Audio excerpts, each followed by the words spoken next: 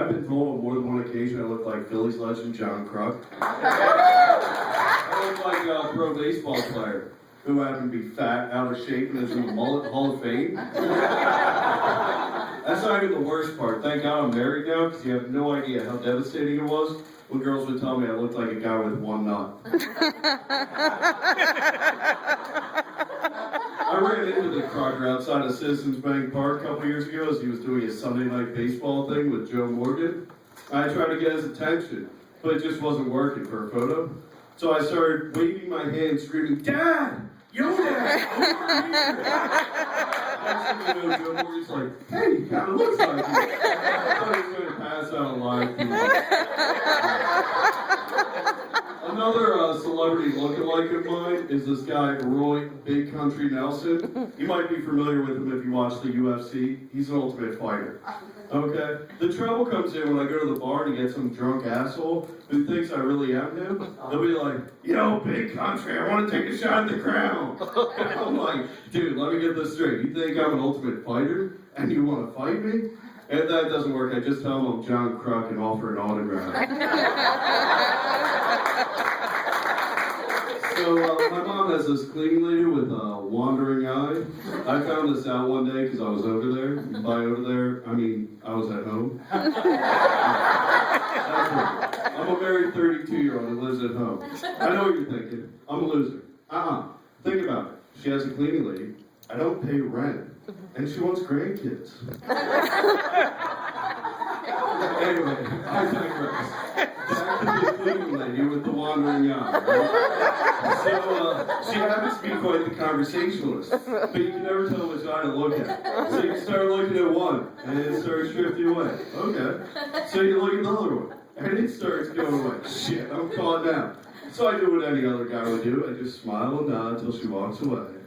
Good times. That was good. Yeah, so my wife and I were in the process of moving out, and we realized it was time to go because my mom started leaving the classifieds around with various apartments circled. I found it a bit passive aggressive, so I went to the local nursing home and hospice care and got all the brochures.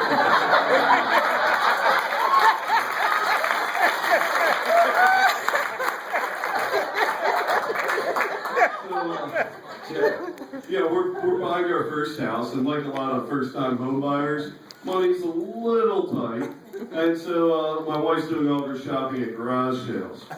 Great, right? When I hear garage sale, I think, awesome.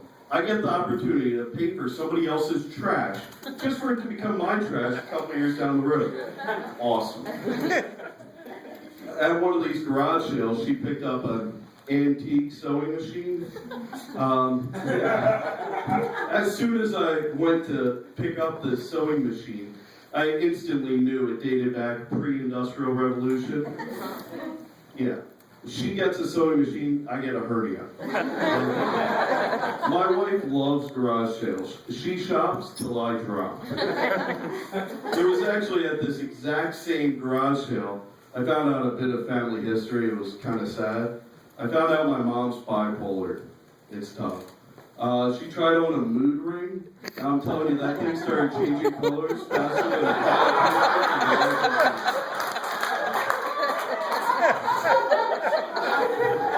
So, I used to work for the credit card company. I was one of those people you wait on hold forever to talk to. Guess what? I didn't want to talk to you either. You know, my job was so boring I'd have to play games with people when they would call in, so I do different voices. One of my favorites was, "Hello, and thank you for calling MDNA. If you know your credit card number, please enter it now." Wait for them to start punching in. "I'm sorry, I did not recognize that number. Please enter it again now." This time I'm like, "God damn it, this company sucks." "I'm just kidding, this is a real person." Another one of my favorites, I have this voice I do, I call her Juanita Jenkins, and I would make fun of their purchases.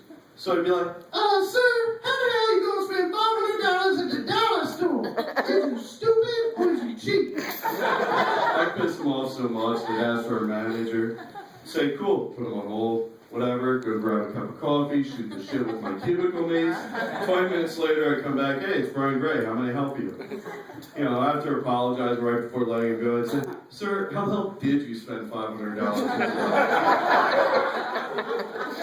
One of the perks of that job, and there weren't many, was that I ran the office Powerball pool. You know, Powerball gets up, I'd walk around, collect a few bucks from everybody, and then I'd spend the rest of my day daydreaming about what I'm going to spend my millions on. You know, I'd go online, find an application for somebody to be my personal assistant, and then I'd hand it out to everybody that didn't play. Another benefit of that job was that it really inspired me and gave me the motivation to really pursue my dream in life, which is fucking with people. My friends now are at the age, thanks to 50 Shades of Grey, where they're starting to pop a few out. And so I like to call up their kids on their birthday and be like, oh boy, haha, this is Mickey Mouse. Guess what? Your mommy and daddy are bringing you to Disneyland. Oh boy!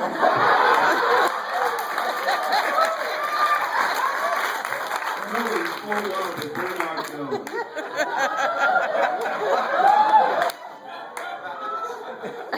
So when I went to college at Westchester University. And when I left for school, my parents gave me a credit card for emergencies only. Like the emergency round of shots, or the emergency keg party, or my favorite, the emergency ounce of weed. Cash advances. Anyway, before I graduated, they prepaid for that photo package where you can shake hands with the president of the university, you know, and get the photo.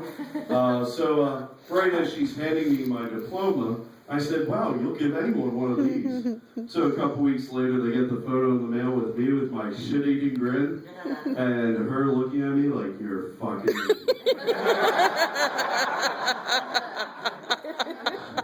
Unfortunately, my dad and my brother couldn't make it out to my college graduation. It was really a sad day, which led to an emergency 2-week drinking binge, followed by an emergency trip to the tattoo parlor. And anyway, I actually was so upset about the whole thing that I had forgotten about the tattoo parlor until my dad got the bill and asked me about it, which I promptly pulled down my pants and showed him the bright red lipstick lips tattooed on my ass. True story. Folks, take note, okay? Girls that grow up in less than supportive households typically grow up to be strippers, while boys that grow up in less than supportive households generally become stand-up comics.